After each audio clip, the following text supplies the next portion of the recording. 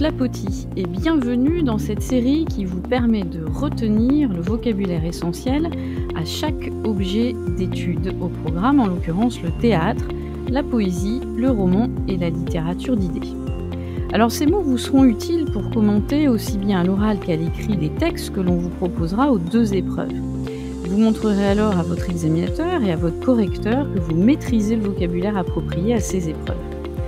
Dans cette série, nous allons donc aborder la littérature d'idées et plus particulièrement donc tout ce qui tourne autour du texte argumentatif. On a vu dans l'épisode 1 les composants du texte argumentatif. Dans l'épisode 2, on avait vu donc les types d'argumentation, qu'elles soient directes ou indirectes. Dans ce dernier épisode, nous allons donc aborder ensemble les types de raisonnement et des stratégies argumentatives que vous devez connaître lorsqu'on va vous demander d'analyser aussi bien à l'oral qu'à l'écrit un fameux texte dit de littérature d'idées.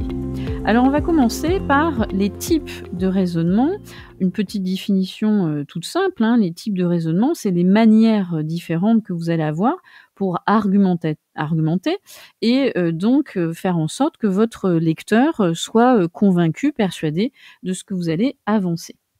Alors, on a tout d'abord des raisonnements qu'il vous faut percevoir dans le texte que vous allez analyser.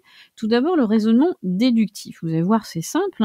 Il s'agit de partir d'une idée générale, d'un principe général ou d'une loi, pour en tirer une conclusion de l'ordre du particulier. Ça, vous avez de nombreux auteurs qui utilisent le raisonnement déductif, et on va donner un exemple célèbre. Tous les hommes sont mortels, Socrate est un homme, donc Socrate est mortel. Vous avez ici l'exemple même du raisonnement déductif d'un énoncé. Vous êtes donc d'un énoncé, c'est-à-dire d'une idée générale, tous les hommes sont mortels. Vous êtes arrivé ensuite à évoquer un exemple particulier, Socrate est un homme, donc conclusion implacable, Socrate est mortel. Ça, c'est le principe du raisonnement déductif.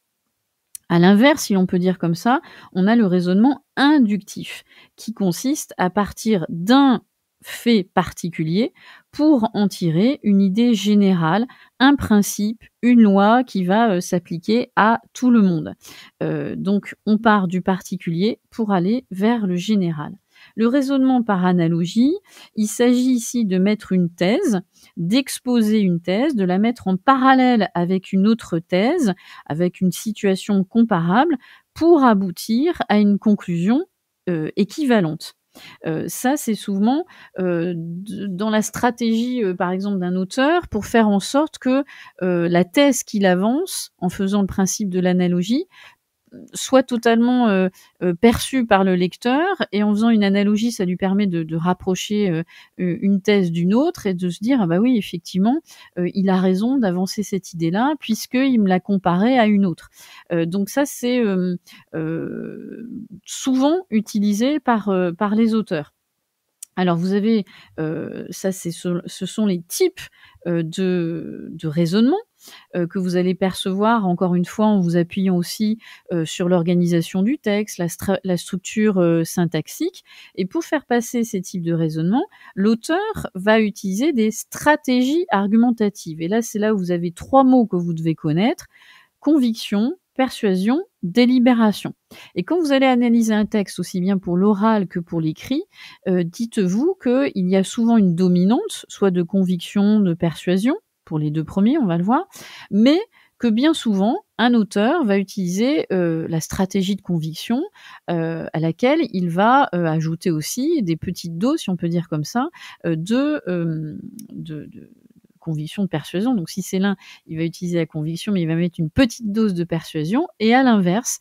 Donc quand vous allez analyser à l'oral et à l'écrit, pensez à bien cibler les procédés de l'un comme les procédés de l'autre. Alors on va commencer par la conviction. L'art de convaincre, déjà c'est intéressant de se référer au verbe convaincre, qui vient du latin vincere, cum vincere. Vincere, ça veut dire vaincre, venir à bout de la résistance d'autrui, et le préfixe cum qui veut dire avec. Donc littéralement, convaincre, ça serait vaincre et contraindre l'autre par un raisonnement logique, à admettre la validité de sa thèse. Alors ça veut pas dire qu'on fait preuve d'autorité et que, on essaie de s'imposer, absolument, mais il y a vraiment cette idée de mener l'autre vers, sa thèse et faire en sorte qu'il adhère définitivement.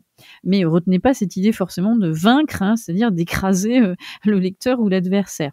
Pour être convaincant, bien souvent, un auteur va utiliser une stratégie, qui, se repère assez simplement par des critères très visibles et bien sûr, sur lesquels vous allez vous appuyer pour faire vos analyses littéraires et stylistiques.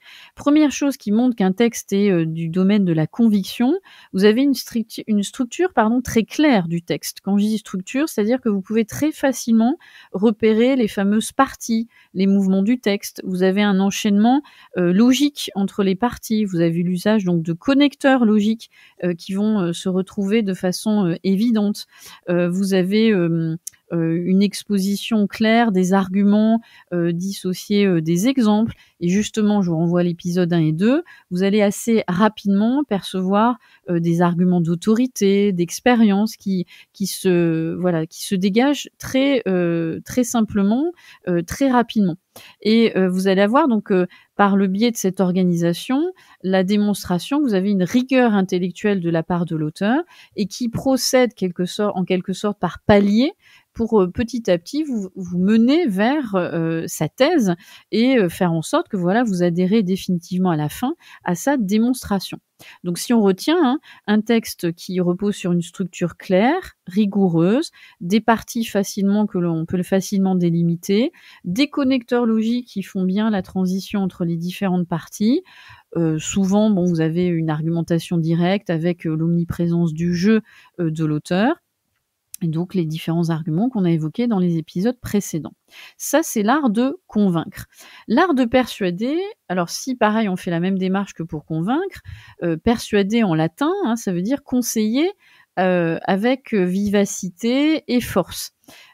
C'est, surtout retenez l'idée de quand on cherche à persuader, c'est-à-dire on va chercher à toucher le lecteur, et travailler sur ses émotions, pour que, progressivement et pas à pas, il aille vers, justement votre thèse.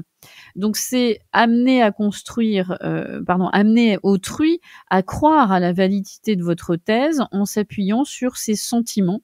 Vous allez l'émouvoir, le toucher et c'est un peu ça la stratégie, de la persuasion. Pour être persuasif, un texte, doit adopter, plusieurs critères. Il va, jouer sur, l'impact émotionnel.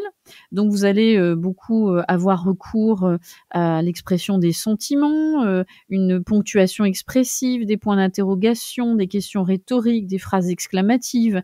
On va jouer sur, les champs lexicaux des émotions, travailler sur un vocabulaire, à la fois ou péjoratif ou amélioratif. On va beaucoup jouer sur, des registres, littéraires comme par exemple le registre, pathétique, tragique.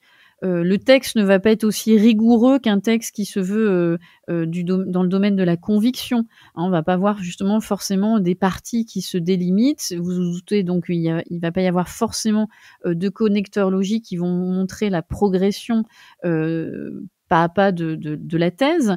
Donc on est vraiment dans l'émotion. On va jouer sur cet impact émotionnel et on va jouer aussi sur un style qui va, miser sur la séduction. En ce sens qu'on va s'adresser directement à l'interlocuteur, on va l'interpeller, l'interroger, l'apostropher, comme pour, créer une sorte de contact, intime, proche avec justement, les lecteurs et faire en sorte qu'à la fin, ils soient justement un peu troublés, pas déboussolés, mais troublés et se disent: «Bah oui, ce qu'il dit effectivement, c'est tout à fait, plausible et crédible».